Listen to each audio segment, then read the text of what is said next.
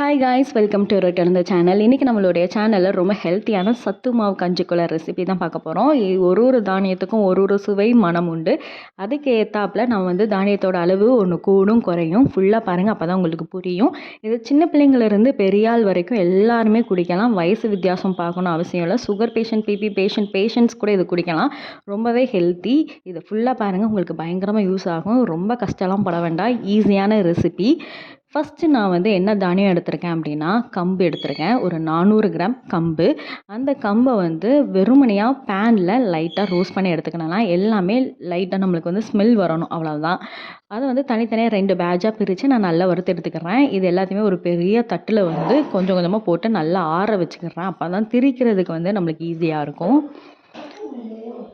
ரெண்டாவதாக என்ன தானியம் எடுக்க போகிறோம் அப்படின்னா, சோளமும் அதே மாதிரி 400 கிராம் எடுத்திருக்கேன். கம்போட மனம், சோளத்தோட மனம் ரெண்டும் ரொம்பவே நல்லாயிருக்கும். டேஸ்ட்டும் சூப்பராக இருக்கும். அதுக்காக தான் 400 கிராம் எடுத்திருக்கேன். இதையும் அதே மாதிரி பேனில் 2 தடவை போட்டு நல்லா ரோஸ்ட் பண்ணி எடுத்துக்கோங்க. கடையில் நீங்கள் மொத்தமாக அந்த கஞ்சி மாவுக்குள்ளே மிக்ஸ் வாங்கினீங்க அப்படின்னா, அது எப்படி செய்கிறாங்கன்னு நம்மளுக்கு தெரியாது. இது நம்ம ஒவ்வொன்றா தானியத்தை போய் ஹேண்ட் பிக் பண்ணி எடுத்துகிட்டு வர தானியங்கள். ரொம்பவே டேஸ்ட் நல்லாயிருக்கும், ஹெல்த்தியும் கூட. கவலையே படாமல் எல்லாருமே சாப்பிட்லாம். தயவு செய்து இது ரொம்ப கஷ்டம்லாம் நினைக்காதீங்க. ரொம்ப ஈஸியான ப்ராசஸ் தான். இது நீங்கள் 100 கிராம் நான் சொல்கிறது எல்லாமே ஒரு 2 மாதத்துக்கு வச்சு சாப்பிட்றதுக்காக தான் நான் சொல்கிறேன். ஒரு ஆளுக்கு 1 மாதத்துக்கு வேணும் அப்படின்னா இதுலேருந்து பாதியாக நீங்கள் ரெடியூஸ் பண்ணி நீங்கள் சேர்த்துக்கலாம். சில ஐட்டங்களுக்கு இது தேவையில்லைங்கிறத நான் தேவையில்லைன்னே சொல்லிடுறேன். நான் கொஞ்சம் 1, 2 எக்ஸ்ட்ராவே ஆட் பண்ணியிருப்பேன். அது உங்களால் வாங்க முடியல, அஃபோர்டபுளாக இல்லை அப்படின்னா வேண்டாம். ரெண்டாவது கேப்பையும் அதே மாதிரி 400 கிராம் எடுத்துக்கோங்க. கம்பு, கேப்பை, சோளம் இந்த 3த்தோட ஃப்ளேவருமே நல்லாயிருக்கும். ஏன்னா கம்பு கஞ்சி நம்ம குடிப்போம், கேப்பில் கேப்பங்களி சாப்பிடுவோம், கேப்பை கூழ் குடிப்போம். அது இந்த பால் கூடையோ இல்லைன்னா கூழாக சேர்த்து குடிக்க முடிச்சோ அதோட ஃப்ளேவர் நல்லாயிருக்கும். அதுக்காக இந்த 3த்தையுமே கொஞ்சம் அதிகமாக ஆட் பண்ணியிருக்கேன். இதையும் இதே மாதிரி 400 கிராம் எடுத்துக்கோங்க. இதில் என்னுடைய ஸ்கேலில் 1, 2 கூடும் குறையும். அது 400 கிராம் கரெக்டாக 400 கிராம் எடுத்துக்கோங்க. ஆனால் எனக்கு கொஞ்சம் கூடும் குறையும். இதை அதே மாதிரி வெறுமனையான பேனில் நல்லா ரோஸ்ட் பண்ணி எடுத்துக்கலாம். எடுத்துட்டு அதே மாதிரி அந்த தட்டில் நல்லா ஆற விட்டுறலாம். இதையும் நான் 2 பேட்சாகவே நல்லா வறுத்துக்கிறேன். எங்கள் வீட்டில் எங்கள் அம்மாவுக்கு ரொம்ப உடம்பு முடியாமல் ஹாஸ்பிட்டலில் அட்மிட் ஆயிருந்தாங்க. அந்த டைம் இந்த கஞ்சி தான் அவங்களுக்கு ரொம்பவே ஹெல்ப்ஃபுல்லாக இருந்தது. இதை குடிக்கிறது கேன்சர் பேஷண்ட்ஸ் எல்லா பேஷண்ட்டுமே இதை குடிக்கலாம். கேன்சர் பேஷண்ட்டுக்கெலாம் அந்த ஹீமோ ஏற்றுவாங்களா, அவங்களாம் இதை குடித்தா அவங்களுக்கு ரொம்பவே நல்லா ஹெல்த்தியாகவும் இருக்கும். அந்த வாமிட்டிங் சென்சேஷன் இருக்காது. ப்ளீஸ் ட்ரை பண்ணி பாருங்கள்.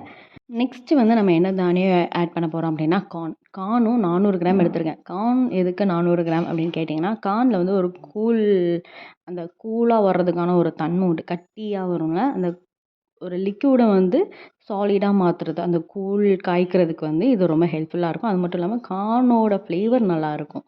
அதுக்காக 400 கிராம் எடுத்திருக்கேன். இது எப்படி வறுக்கும்னா, அந்த பாப்கார்னில் பட் பட்டுன்னு வெடிக்கும்ல, அப்படி பாப்கார்ன் ஆடுறதுக்கு முன்னாடி அந்த பட் பட்டுன்னு சவுண்டு கேட்காமச்சில் ஆஃப் பண்ணிடுங்க.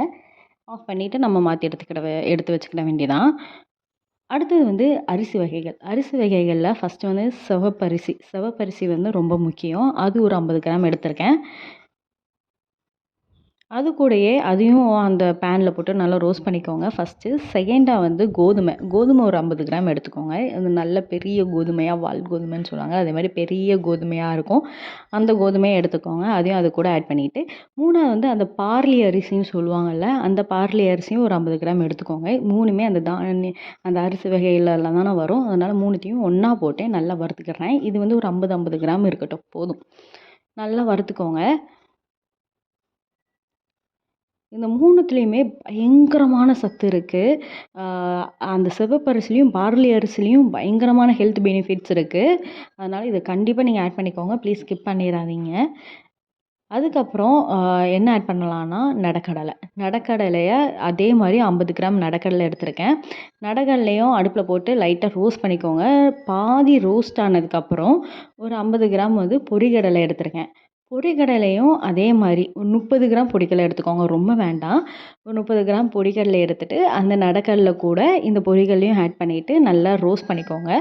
அது லைட்டாக கலர் சேஞ்ச் ஆகணும், அந்தளவுக்கு ரோஸ்ட் பண்ணிக்கிடலாம். இதையும் அப்படியே நம்ம வேறு பாத்திரத்தில் மாற்றிக்கலாம். அடுத்தது வந்து பாசிப்பயிறு. பாசிப்பயிறில் வந்து பயங்கரமான ஒரு பச்சை ஸ்மெல் வரும். அதனால பாசிப்பயிறு வந்து ரொம்ப கம்மியாக ஒரு 50 கிராம் தான் நான் எடுத்திருக்கேன். 400 கிராம் எடுத்ததில் பாசிப்பயிறு 50 கிராம் தான் எடுத்திருக்கேன். அப்போ பாருங்கள் எவ்வளோ கம்மியாக நான் பாசிப்பயிறு எடுத்திருக்கேன்னு. பாசிப்பயிறு அதுக்கப்புறம் பட்டாணி 4 கிராம் தான் எடுத்திருக்கேன். அது பயங்கர கம்மி. நீங்கள் ஒரு ஆளுக்கு பண்ணுற மாதிரி எல்லாமே அதை கம்பு, கேப்பை, சோளம் எல்லாத்தையுமே நீங்கள் ஒரு 100 கிராம் எடுத்திங்கன்னா பட்டாணிலாம் எடுக்கணும்னு அவசியமே கிடையாது. அதே மாதிரி தான் பாசிப்பயிறும் எடுக்கணும்னு அவசியம் கிடையாது. இப்போ வந்து பாதாம் வந்து நிறையா இருந்ததுன்னா கொஞ்சம் ஒரு 50 கிராம் போட்டுக்கோங்க. ஆனால் என்கிட்ட வந்து அவ்வளோலாம் காசு இல்லை. அதனால் ஒரு 4 கிராம் எல்லாம் வாங்கிட்டேன். கடைசியில் பாதாம் வாங்க காசு இல்லை. அதனால் ஒரு 50 பாதாம் வாங்கினேன். ஒரு 4 பாதாம் போட்டுட்டு, ஒரு 6 முந்திரி போட்டுட்டு, ஒரு 3 ஏலக்காய் போட்டுட்டு, மாவு ஜவ்வரிசியை தான் யூஸ் பண்ணணும். மாவு ஜவ்வரிசியும் போட்டு எல்லாத்தையும் வறுத்துக்கோங்க. வறுத்துட்டு இதையும் அது கூட ஆட் பண்ணிவிட்டு எல்லாத்தையுமே நல்லா ஆற விட்டுருங்க. நல்லா ஆறுனதுக்கப்புறம் நம்ம வந்து இதை ஒரு பாத்திரத்தில் மாற்றி எடுத்துக்கிடலாம். மாற்றி எடுத்துகிட்டு போய் திரிக்க கொடுக்கலாம். நீங்கள் எப்பவுமே வழக்கமாக எங்கே திரிக்க கொடுப்பீங்களோ அங்கே திரிக்க கொடுங்க. நான் வந்து இது எல்லாத்தையுமே ஒரு வாளியில் மாற்றி எடுத்துக்கிறேன். மாற்றி எடுத்துகிட்டு சத்து மாவை எதை நீங்கள் இது பண்ணாலும் சரி, முக்கியமாக சத்து மாவு பரம்பிச்சில் அந்த வறுத்துருப்போம்ல அது எல்லாத்தையுமே ஒன்றா மிக்ஸ் பண்ணி விட்டுருங்க. ஒன்றோட ஒன்று நம்ம வந்து ஒன்றா பிரித்து தானே நம்ம போட்டிருந்தோம். அப்படி இல்லாமல் ஒன்றோட ஒன்று நல்லா மிக்ஸ் பண்ணிக்கோங்க. அவ்வளோதான். இப்போ நல்லா திரித்து எடுத்துகிட்டு வந்தாச்சு. இதை நான் இன்னொரு பாத்திரத்தில் கொஞ்சம் மாற்றி எடுத்து வச்சுருக்கேன். இதை டெய்லியும் காலையிலையும் நைட்டும் நீங்கள் வந்து குடிக்கலாம். பாலோ தண்ணியிலோ எதுலனாலும் கலந்து குடிக்க. எப்படி கூழ் காய்க்கணுங்கிற வீடியோ வந்து நான் ஷார்ட்ஸில் போட்டிருக்கேன். அந்த லிங்க்கை வந்து கீழே டிஸ்கிரிப்ஷனில் கொடுக்கேன். ப்ளீஸ் செக் பண்ணி பாருங்கள். நீங்களும் இதை ட்ரை பண்ணி பாருங்கள். வயலு சுவை நாட்டியமாடும். இந்த வீடியோ உங்களுக்கு ரொம்ப பிரோஜனமாக இருக்கும்.